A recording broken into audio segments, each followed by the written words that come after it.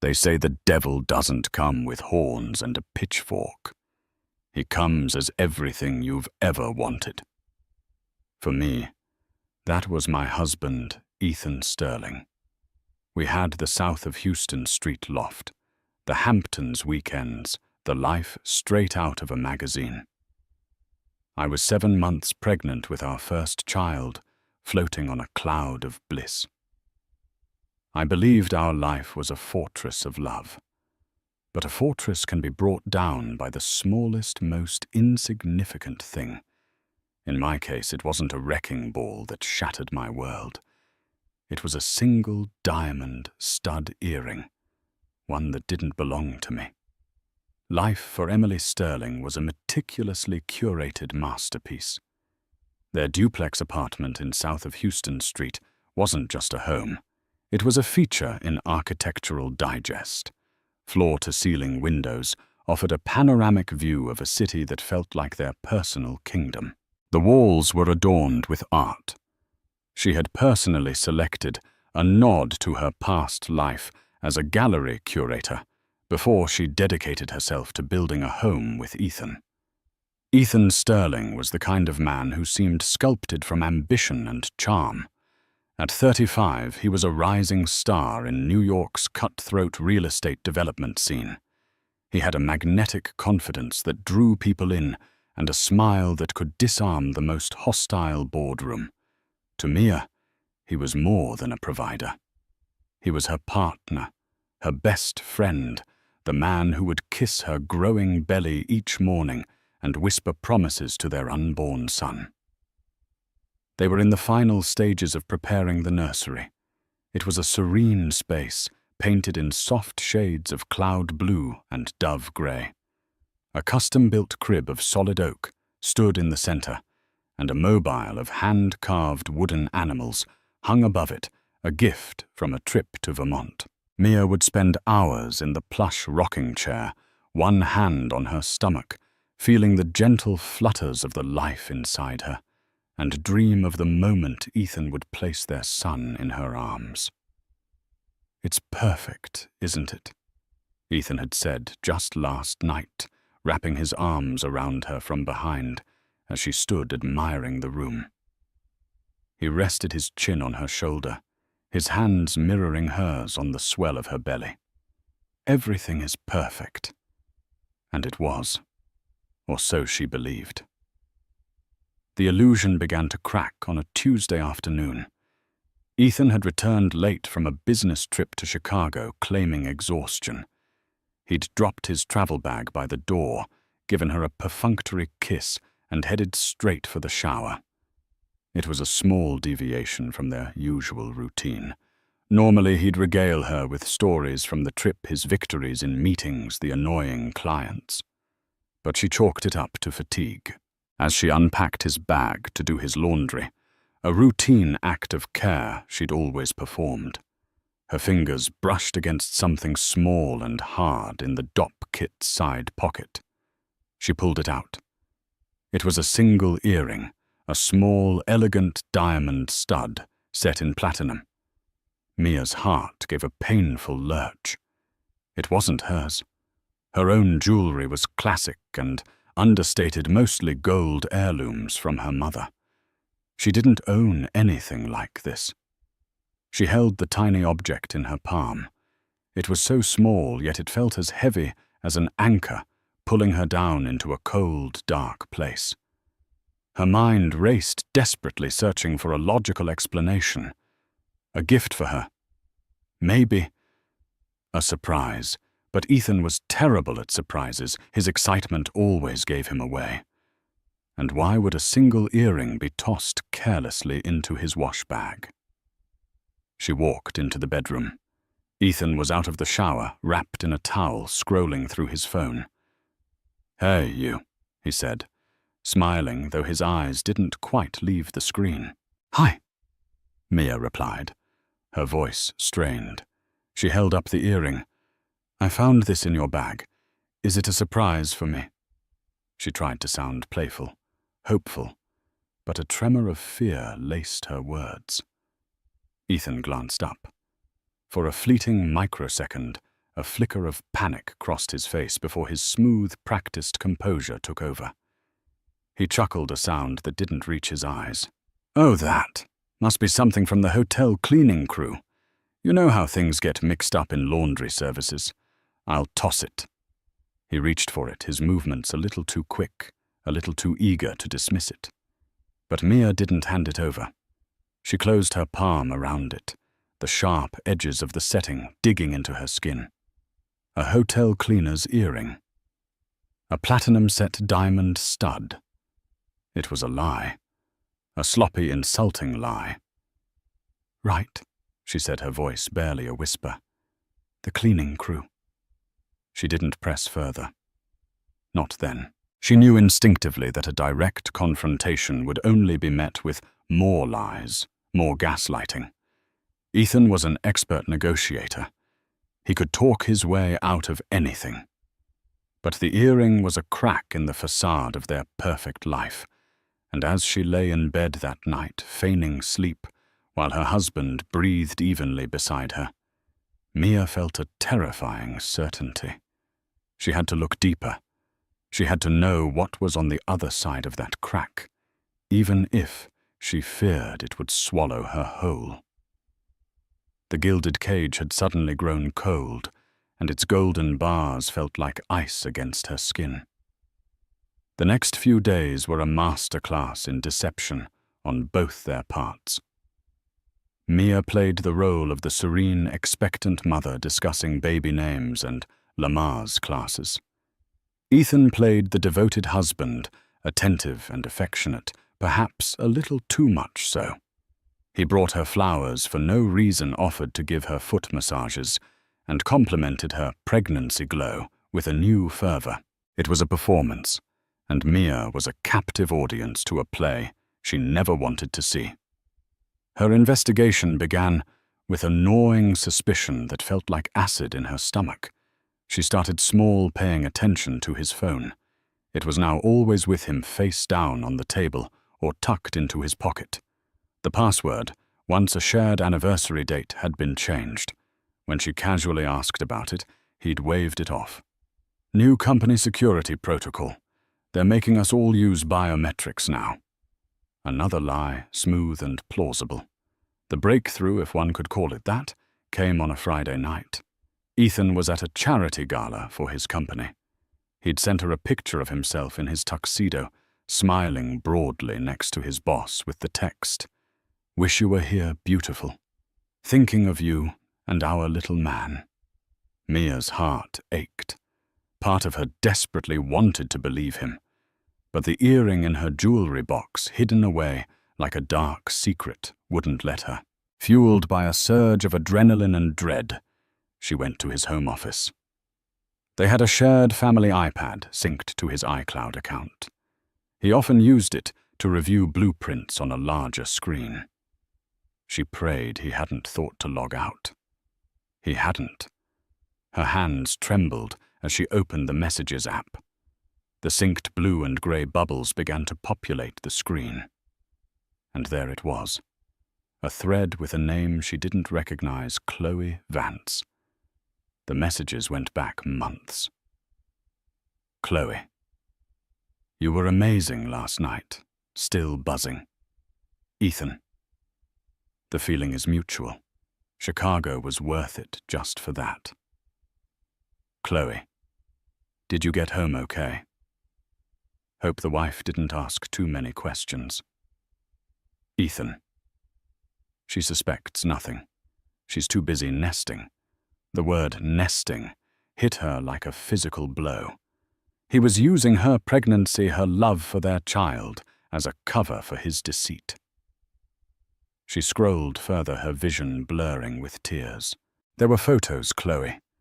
A stunningly beautiful woman in her mid-20s, with sharp, ambitious eyes, posing in a hotel room. In one, she was wearing a single diamond stud earring. Mia's breath hitched. The messages were a nauseating mix of lust, logistics, and mockery. They talked about her, the pregnant wife, with a casual cruelty that stole the air from her lungs. Chloe was an intern at his firm, an overused line, so painful it felt like a parody. Mia sank to the floor, the cold hardwood a stark contrast to the fire of betrayal burning through her veins. The room spun. The perfect life, the loving husband, the happy family. It was all a lie. A carefully constructed set, and she was the unwitting, foolish lead actress. She wasn't just betrayed. She was a punchline in their sordid little affair. She sat there for what felt like hours, her hand protectively on her belly, as if she could shield her son from the poison that had just contaminated their world. A storm of emotions raged within her, white-hot anger, profound sorrow, and a terrifying, icy clarity. She couldn't stay. She couldn't bring a child into a home built on such a rotten foundation. When Ethan came home around midnight, humming a cheerful tune, she was waiting for him in the living room. The lights were off, save for a single lamp that cast long, ominous shadows. The iPad was on the coffee table, the screen lit up with his messages to Chloe. He saw it, and his jovial facade crumbled. The color drained from his face. For the first time since she'd known him, Ethan Sterling looked speechless. "Mia," he started, his voice a hoarse whisper. "Don't," she said, her voice dangerously calm. "Don't you dare say my name. Don't you dare try to lie." "It's not what it looks like," he stammered, the classic pathetic defense of the guilty. "Not what it looks like." Mia stood up, her body shaking with a fury she didn't know she possessed. "You think I'm an idiot, Ethan?" I read everything. Chicago. The late nights at the office. Chloe Vance. The earring. You used my pregnancy, our son, as your alibi. The confrontation was brutal. He tried every tactic in his arsenal. First came the denials, then the minimization. It was a stupid mistake, it meant nothing, followed by blame shifting. Things have been so focused on the baby, I felt neglected. And finally the desperate pleading promises, "I'll end it. I'll do anything. Please, Mia, think about our family." But his words were hollow, meaningless. The trust had been atomized. There was nothing left to rebuild. "A family," she said, her voice dripping with scorn. "This isn't a family. It's a sham. And I will not raise my son in a house where his father thinks so little of his mother that he would carry on an affair with his intern and laugh about it behind her back." She walked past him towards their bedroom. "I'm leaving," she said, the words tasting like ash. "Leaving? Where will you go?" he asked, a note of panic in his voice. It wasn't the panic of a man who was losing the love of his life. It was the panic of a man whose perfect image was about to be shattered. "You have nothing, Mia. Your name isn't on the deeds. The major accounts are all in my name. I support you. I support us." It was a threat veiled as concern. He was reminding her of her dependence on him. He thought he could control her with money. She stopped at the bedroom door and looked back at him, her eyes cold. "I may have nothing," she said, her voice ringing with a newfound steel. "But I have my dignity, and I have my son, and that is infinitely more than you will ever have." That night she packed a single suitcase, leaving behind the designer clothes, the expensive gifts, the entire curated life he had built around her. She took only her personal effects, the things from her life, before Ethan and the contents of the nursery. She wasn't just leaving a man. She was leaving a lie. And as she closed the door to the south of Houston Street loft for the last time, the silence that followed was the most honest sound she had heard in months. The yellow cab cut through the glistening, rain-slicked streets of Manhattan like a beacon in the dark. each bump and pothole was a jarring reminder of Mia's new reality. The life she knew had been contained within the opulent walls of the south of Houston Street loft. Now her entire world was packed into one suitcase and a few cardboard boxes filled with baby clothes and unassembled nursery furniture. Her destination was the one place she knew she would be safe, her best friend Sarah's apartment in Brooklyn. Sarah Miller was a no-nonsense journalist who had been Mia's college roommate and her anchor ever since. When Mia had called her, sobbing and incoherent, Sarah's response was immediate and unwavering. "I'm on my way." "No, don't wait. Just get in a cab. The spare room is yours." Sarah's apartment was a fourth-floor walk-up in Park Slope. The contrast with Mia's former home was stark. Instead of polished concrete floors and minimalist furniture, there were worn wooden floors, overflowing bookshelves, and a cozy lived-in clutter that spoke of a life filled with books and deadlines, not galas and appearances. Sarah met her at the door, her expression a mixture of fury and profound sympathy. She didn't offer platitudes or empty reassurances. She simply wrapped Mia in a fierce hug, held her while she cried, and then wordlessly helped her carry the boxes up the 4 flights of stairs. The following days blurred into a fog of grief and logistical nightmares. Mia felt hollowed out, a ghost haunting someone else's life. The spare room was small, with a window that looked out onto a brick wall, but it was a sanctuary. She would sit on the edge of the bed for hours, her hands on her belly, whispering apologies to her unborn son for the turmoil she had brought upon him. Ethan, of course, did not go quietly. Her phone was bombarded with his calls and texts. They cycled through the predictable stages, feigned remorse, angry accusations, and then desperate pleas. "Ethan. Mia. Please just talk to me. We can fix this. Ethan. You're being irrational. You're pregnant and hormonal. Don't throw our lives away. Ethan. I've ended it with Chloe. She's gone. Fired. It's over. It was always you. Ethan. Are you really going to do this? Raise our son in some stranger's apartment. He deserves his father. He deserves his home." Each message was a small, calculated cruelty designed to make her doubt herself. He tried to weaponize her pregnancy, her love for their child, against her.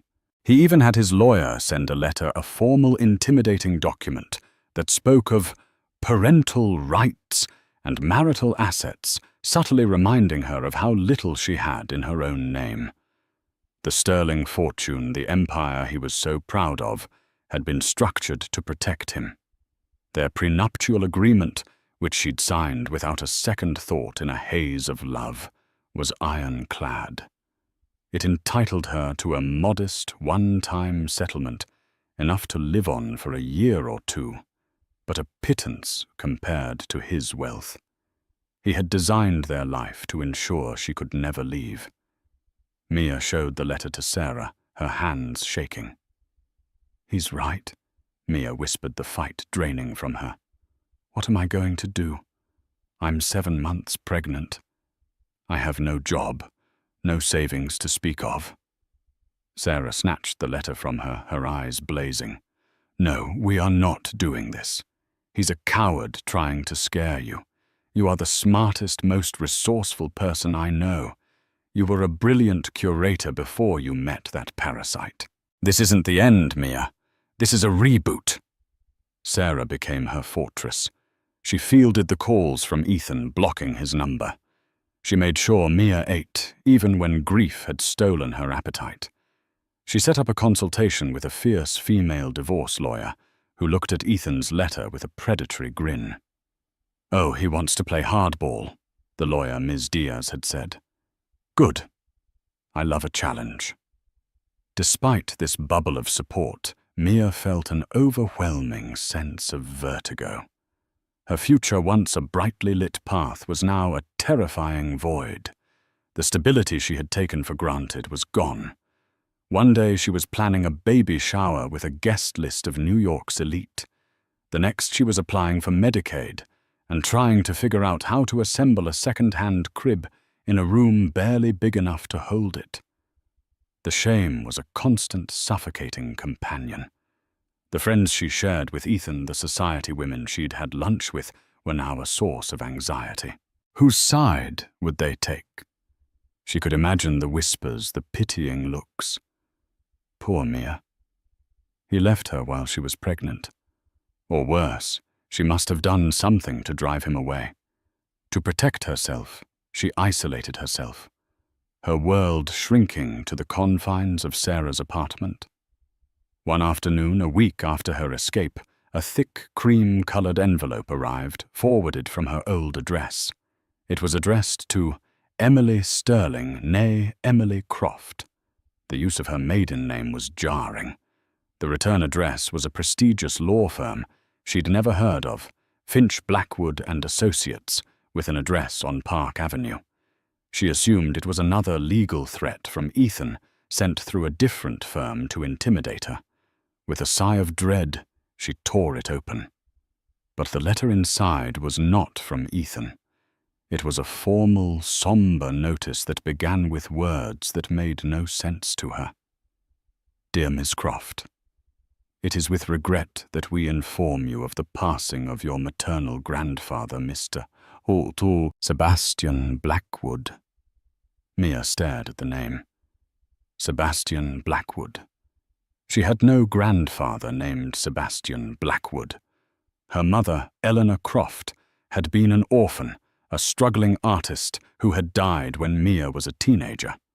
She had been Mia's whole world, and her story had always been one of solitude, of having no family to speak of.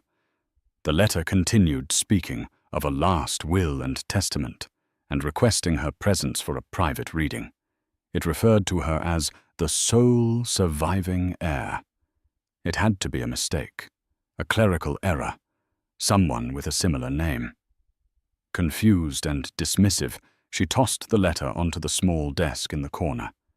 It was just another piece of paper in a life that had suddenly become overwhelmingly complicated. She had a divorce to navigate, a baby to prepare for. She had no time for administrative errors or ghosts from a past that wasn't hers. She had no idea that the letter she had just discarded was not an error, but a key that was about to unlock a door to a life beyond her wildest, most grief-stricken imagination. The letter sat on the desk for 2 days, an elegant, creamy enigma in the cluttered corner of the spare room. Mia tried to ignore it, focusing on the immediate, tangible problems in front of her, finding a new obstetrician, researching affordable childcare, and battling the waves of nausea that were a symptom of both her pregnancy and her profound stress. But the name on the letter, Sebastian Blackwood, echoed in her mind. It felt important somehow. On the 3rd day, propelled by a mixture of curiosity and Sarah's relentless encouragement, what if it's not a mistake? The worst that happens is you waste an hour. Mia called the number at the bottom of the page. A polite, formal secretary answered. When Mia gave her name, the woman's tone shifted immediately, becoming deferential and warm. Miss Croft. Yes, of course. Mr. Finch is expecting your call. Please hold. A moment later, a calm, resonant voice came on the line. Miss Croft. This is Alistair Finch. Thank you for calling. I am so very sorry for your loss. I think there's been a mistake, Mia said quickly. My mother was an orphan. I don't have a grandfather. There was a pause on the other end of the line. Your mother was Elena Croft, was she not? An artist specialized in watercolor landscapes. Mia's heart skipped a beat. Yes. How did you know that? Ms. Croft, Mr. Finch, said, his voice gentle but firm. There is no mistake. Sebastian Blackwood was your grandfather. It is a complex family history and I believe is best discussed in person. Could you possibly come to our offices tomorrow morning? The next day, Mia found herself standing before a towering limestone building on Park Avenue, a world away from Sarah's Brooklyn walk-up. The offices of Finch Blackwood and Associates were the epitome of old-world power and wealth. The lobby was hushed, clad in dark mahogany and polished marble. Alistair Finch was a man in his late 60s, with kind eyes, a perfectly tailored suit, and an air of quiet authority. He greeted her, not with a handshake, but with a small, sympathetic bow of his head, gesturing for her to sit in one of the plush leather chairs opposite his enormous desk. The desk itself was a historical artifact, and behind it, a large window offered a commanding view of Central Park. "Tea water?" he asked. Mia shook her head, her throat too tight to speak.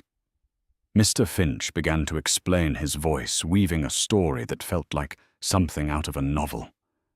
Sebastian Blackwood, he told her, was a titan of industry, a reclusive billionaire who had built an empire in shipping and logistics from the ground up. He was a hard, uncompromising man. His only child was a daughter, Eleanor. "Your mother, Eleanor," Mr. Finch said, his gaze softening, "was a free spirit.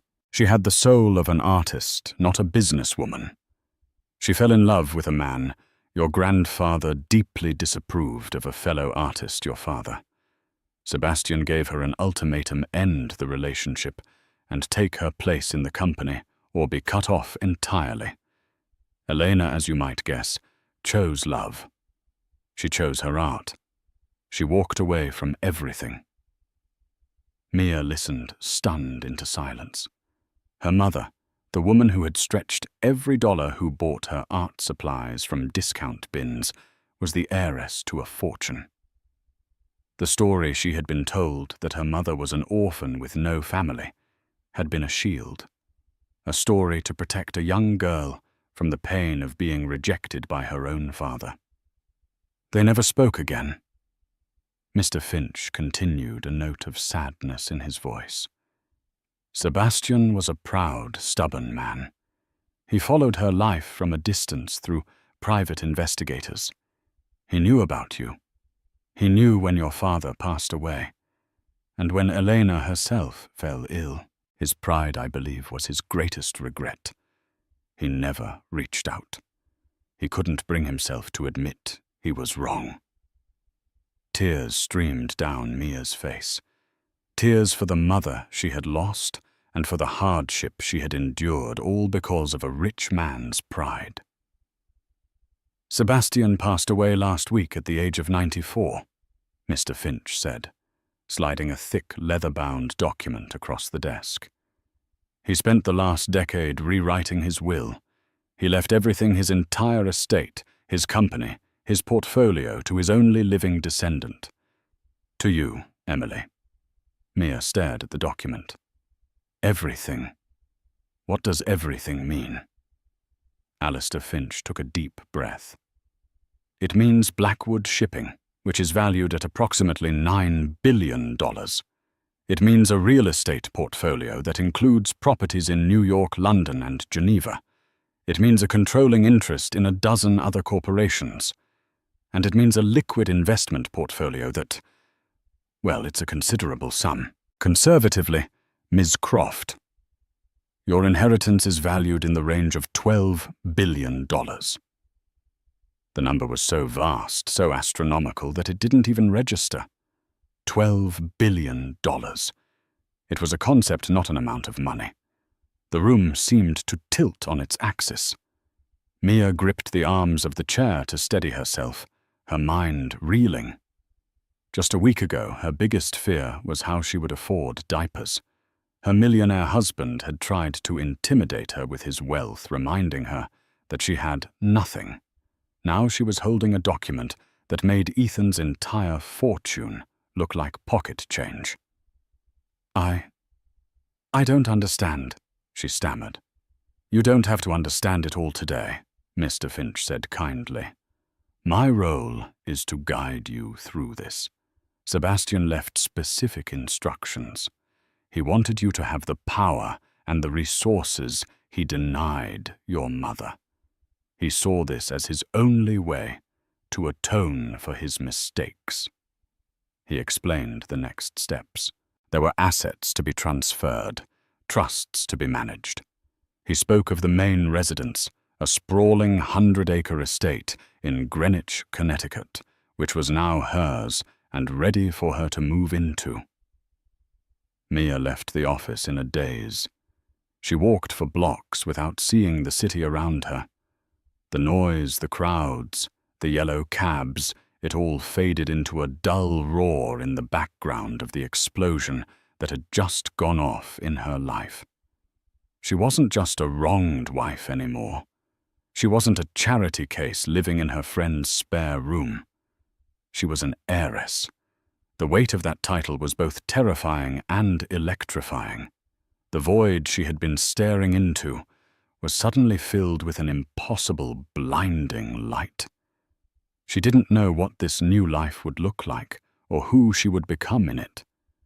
But as she placed a hand on her belly, she knew one thing for certain. Her son would never want for anything. And his father, Ethan Sterling, was about to get the shock of his life. The drive to the Blackwood estate in Greenwich was a surreal journey from one reality to another. A discreet black car sent by Mr. Finch whisked her out of the city's grit and into the manicured autumnal splendor of the Connecticut countryside. They passed through a pair of imposing wrought-iron gates, the name Blackwood artfully twisted into the metal, and proceeded down a winding, tree-lined driveway that seemed to go on for miles. And then the house came into view. House was an inadequate word. It was a fortress of stone and glass, a magnificent Gilded Age mansion that sat atop a hill commanding a view of sprawling lawns, a private lake, and the distant shimmer of the Long Island Sound. It was beautiful, imposing, and utterly intimidating. As the car pulled up to the grand entrance, the front doors opened and a small uniformed staff assembled. An older woman with kind eyes and perfectly coiffed grey hair stepped forward. "Welcome home, Miss Croft. I am Mrs. Gable, the household manager. We are all so pleased to have you here." The next few hours were a blur of introductions and explorations. Mrs. Gable led her through a fraction of the house, a grand ballroom, a 2-story library filled with leather-bound books, a formal dining room that could seat 50, and a sun-drenched conservatory filled with exotic plants.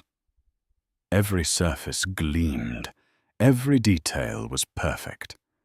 It was less a home and more a private museum. Her personal suite of rooms was larger than Sarah's entire apartment. It included a bedroom with a fireplace, a sitting room, a vast marble bathroom, and a walk-in closet the size of a boutique. Most importantly, it had an adjoining suite of rooms fully furnished and decorated that Mrs. Gable referred to as the nursery wing. Sebastian Blackwood, the cold, distant man who had disowned his daughter, had built a nursery for a great-grandchild he knew he would never meet. It was a gesture of hope and regret, so profound it brought tears to Mia's eyes. But this new life was not just about opulence. It was about the crushing weight of legacy. Alistair Finch arrived that evening to begin the true orientation. He spread out files and portfolios on a massive table in the library. He explained the structure of Blackwood shipping, the philanthropic obligations of the Blackwood Foundation, and the complexities of managing such vast wealth. Sebastian wasn't just a rich man, Emily, Mr. Finch explained, using her first name for the first time. He was a builder. He built an empire, and he has now handed you the crown. What you do with it is up to you." The pressure was immense. Mia felt like an imposter, a girl playing dress-up in a queen's robes. She had curated art galleries, not corporate takeovers. She knew about impressionism, not international shipping logistics. In the days that followed, she began to piece together a portrait of the man whose legacy she had inherited. She found his private study, a room left untouched since his death. It was filled with maps, ship models, and the scent of old paper and tobacco. On his desk was a single, silver-framed photograph. It was a picture of her mother, Elena, as a young woman, smiling with paint smudged on her cheek. He had kept it all these years. In a locked drawer, she found a collection of journals. They were her mother's, sent back to Sebastian by her landlord after her death. He had kept them, but had he ever read them? Mia spent her nights reading her mother's words, discovering the woman she had only known through a child's eyes. She read about her mother's love for her father, her passion for art, and the deep, abiding pain of her family's rejection. "I see his face in the society pages sometimes," Elena had written in one entry. "He looks older. So stern. Does he ever think of me? I chose my own life, my own love, and I don't regret it. But there is a part of my heart that will always be a soul-empty room, a room that only a father's love could have warmed." Reading those words, Mia's mission began to crystallize. This inheritance wasn't for her. It was for her mother. It was a chance to live the life of security Eleanor had been denied, and to reshape the cold corporate Blackwood legacy into something warmer, something more aligned with her mother's spirit. The money wasn't the point. The power was. The power to create, to help, to build something meaningful. She started to take control. She held her first meetings with the board of the Blackwood Foundation, surprising them with her incisive questions and her clear vision. She wanted to shift its focus from funding sterile hospital wings to creating massive arts endowments and scholarships for underprivileged artists, the kind of program that would have changed her mother's life. She began to transform the imposing mansion into a home. She had flowers from the estate's greenhouse placed in every room. She opened the heavy drapes to let in the light. She instructed the chef to prepare simpler comfort foods instead of fussy formal meals. She was no longer Emily Croft, the scared, abandoned wife. She was Emily Sterling Blackwood, and she was stepping into her power. Her transformation was not lost on the outside world. The news of Sebastian Blackwood's mysterious heir had broken in the financial press, and speculation was rampant. And it was only a matter of time before that news reached the one person whose world was about to be turned completely upside down, her soon-to-be ex-husband, Ethan Sterling. Ethan Sterling found out about Mia's inheritance the same way the rest of the world did, through a headline in the Wall Street Journal. The article, titled "The Blackwood Enigma Reclusive Billionaire Leaves $12 Billion Empire to Unknown Granddaughter," was accompanied by a grainy, decade-old photo of Mia from her days as a gallery curator. He read it once then, twice the coffee cup in his hand, trembling so hard it rattled against the saucer. It was impossible. A joke. Mia, the quiet, artsy girl from a middle-class background, an heiress to one of the country's largest private fortunes. His first reaction was disbelief, followed swiftly by a tidal wave of incandescent rage. Not the rage of a man who missed his wife, but the fury of a gambler who had folded a royal flush, thinking it was a worthless hand. He had cast her aside, believing her to be a liability, a dependent he could easily control and discard. He had tried to intimidate her with his millions, and now those millions felt like dust. His mind, ever the calculator of assets and leverage, went into overdrive. His son. Mia was carrying his son. That was his connection, his way in. Their child was the heir to the Blackwood fortune. His strategy shifted instantly. The threatening lawyer's letters stopped. The angry, manipulative texts were replaced by a deluge of saccharine, desperate voicemails. "Mia, my love, I just heard. I am stunned. Why didn't you tell me? This doesn't change anything between us. I love you, not your money. I made a terrible mistake, a stupid, meaningless mistake. Let me come home. Let's be a family. Our son deserves to be raised by both his parents in a loving home." Mia listened to the first voicemail in the library of her new home, Alistair Finch, sitting opposite her.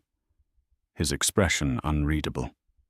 She played it on speaker, and when it was finished, she deleted it without a word. Ethan, however, was relentless. When his calls went unanswered, he escalated. He showed up at the gates of the Greenwich estate, demanding to see my wife. The security team, pre-briefed by Mr. Hetkuln, Finch politely but firmly turned him away. He tried to get to her through Sarah, who told him in no uncertain terms where he could go. Finally, he reverted to the only language he truly understood, the law. He hired a team of aggressive litigators. A new wave of legal documents arrived, but these were far more audacious. He was petitioning for an emergency reconciliation order, claiming his pregnant wife was being unduly influenced by third parties, and was not in a sound state of mind to make decisions about their marriage or her newfound assets.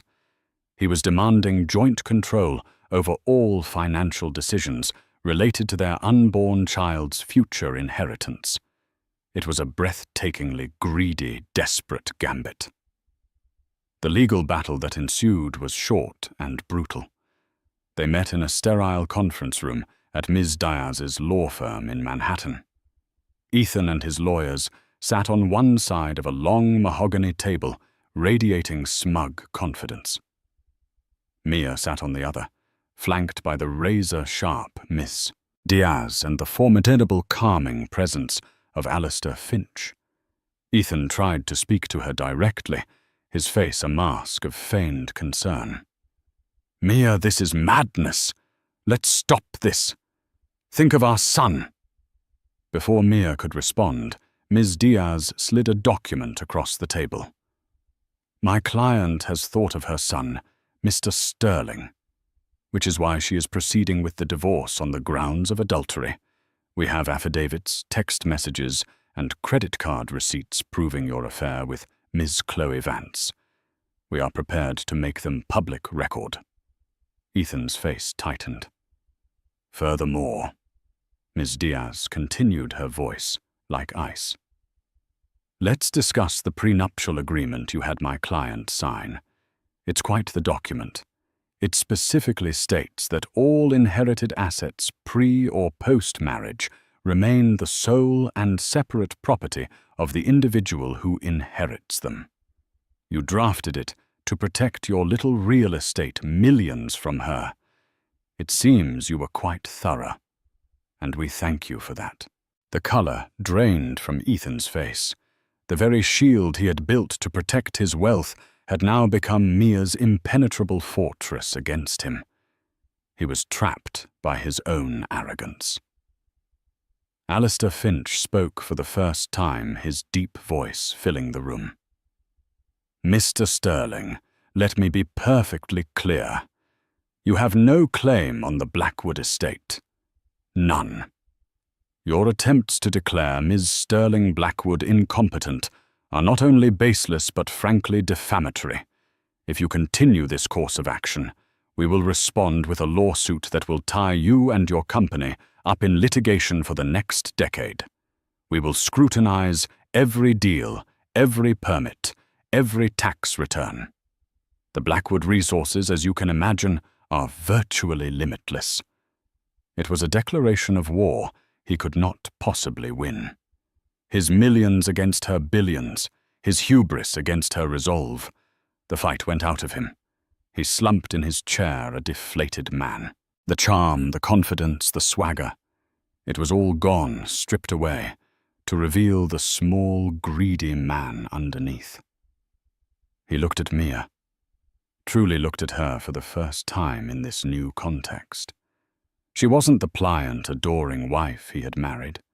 Her pregnancy gave her a maternal gravitas, and her eyes held a new, steely strength. She was powerful. She was untouchable. And he had lost her. He had thrown her away. Just give me what the prenup says, he mumbled to his lawyer, defeated. And visitation rights. I want to see my son. Mia finally spoke, her voice clear and steady, with no trace of the tremble he remembered. You will have supervised visitation, Ethan, and you will pay child support, as stipulated by the state of New York. My son will know who his father is, but he will be raised in a house built on truth and respect, not lies. He had no response. He had come here expecting to fight for a piece of $1 billion pie. He was leaving with the crumbs he himself had laid out, a stark and humiliating reversal of fortune.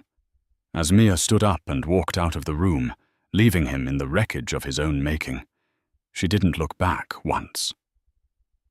The divorce was finalized, not with a dramatic courtroom showdown, but with the sterile click of a mouse.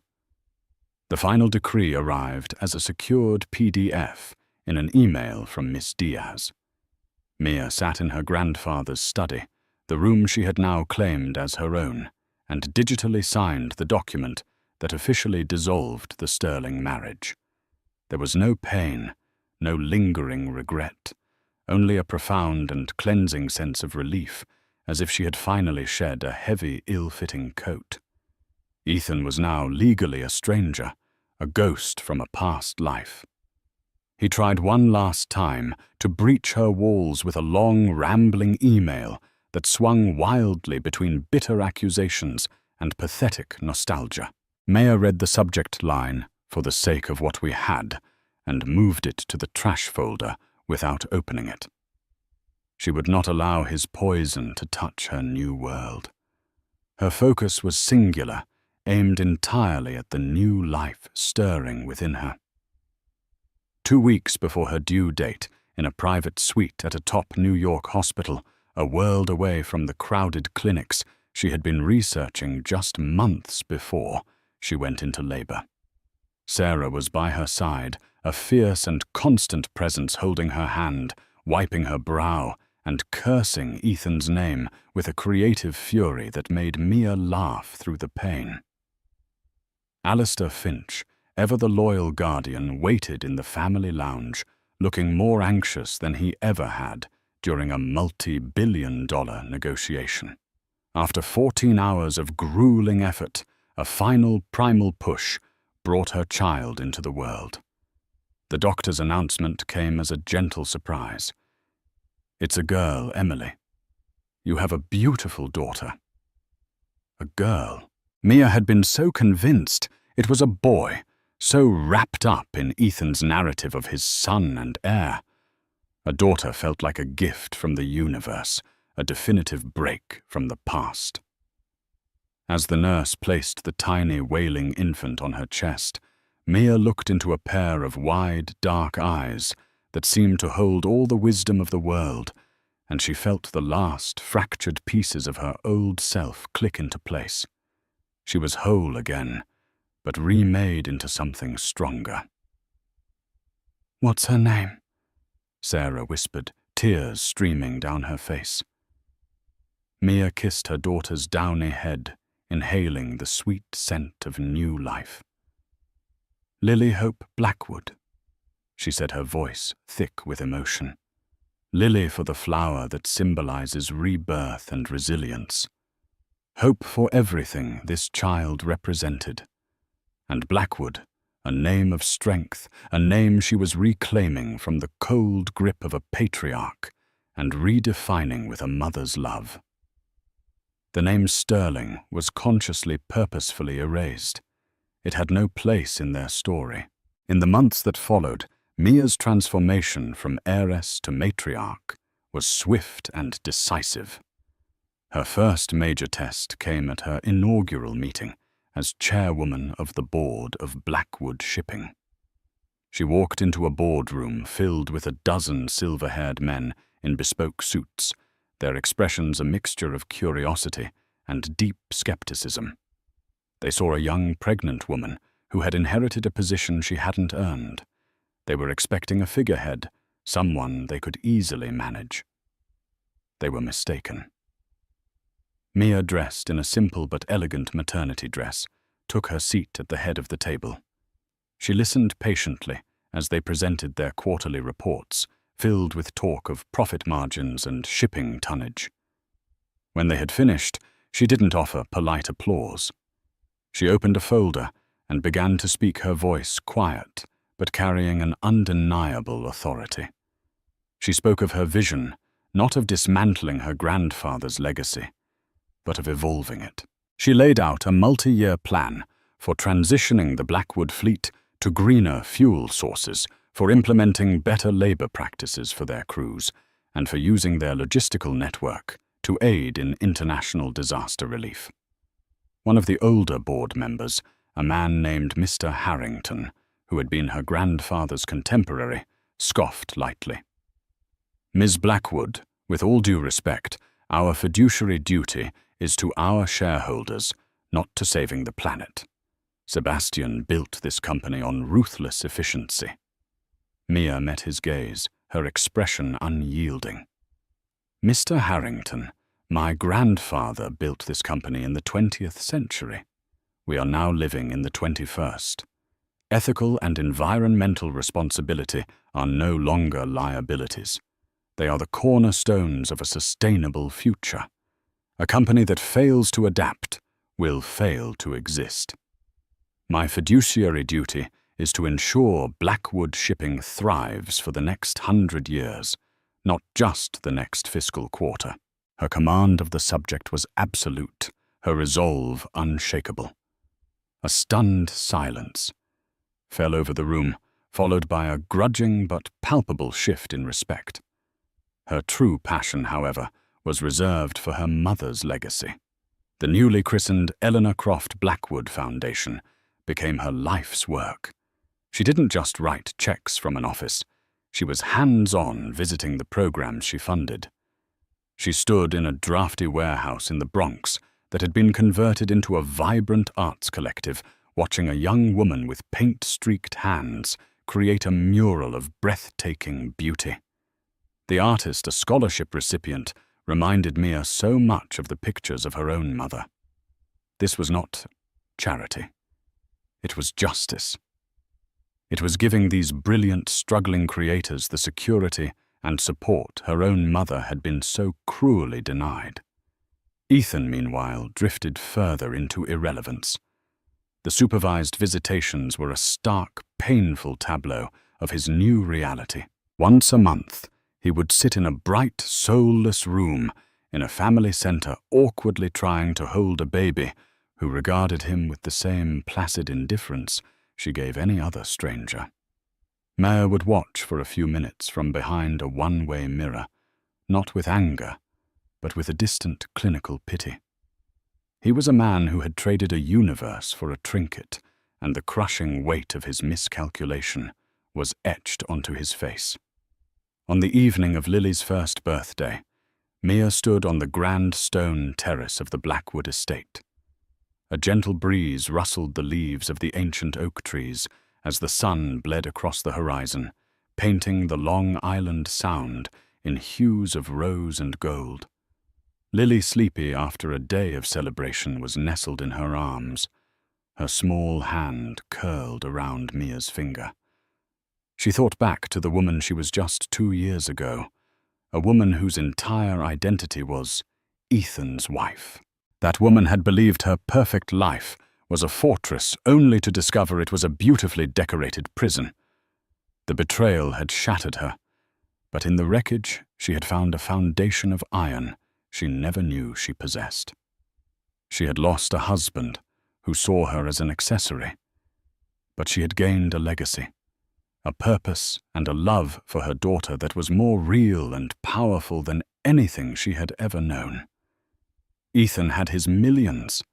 Mia had a dynasty. He had a life of superficial pleasures. She had a life of profound meaning.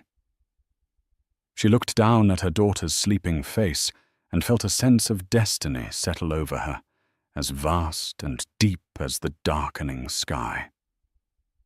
She wasn't just Sebastian Blackwood's heir, fulfilling an old man's quest for redemption. She was the first in a new line. The Blackwood legacy, once a symbol of cold masculine power and regret, would now become a matriarchy, one built on creativity, compassion, resilience, and hope. She tightened her hold on her daughter, her heart full. Her reign was just beginning. Emily's story is a powerful reminder that the end of a chapter is not the end of the book. She walked through the fire of betrayal and emerged not just a survivor, but a queen who built her own throne. Her journey from a heartbroken pregnant wife trapped in a lie to a self-assured billionaire matriarch shows us that our greatest strength is often forged in our deepest pain. She lost a husband, but she found herself, her heritage, and a power she never knew she had. Her story isn't just about money. It's about the priceless value of self-worth. What did you think of Emily's incredible transformation? Could you have been as strong as her in that situation? Let us know your thoughts in the comments below. If her story of resilience and empowerment moved you, please give this video a like and share it with someone who might need to hear it. And for more true-life stories of overcoming adversity and finding incredible strength, make sure you hit that subscribe button and turn on notifications. You won't want to miss what's next.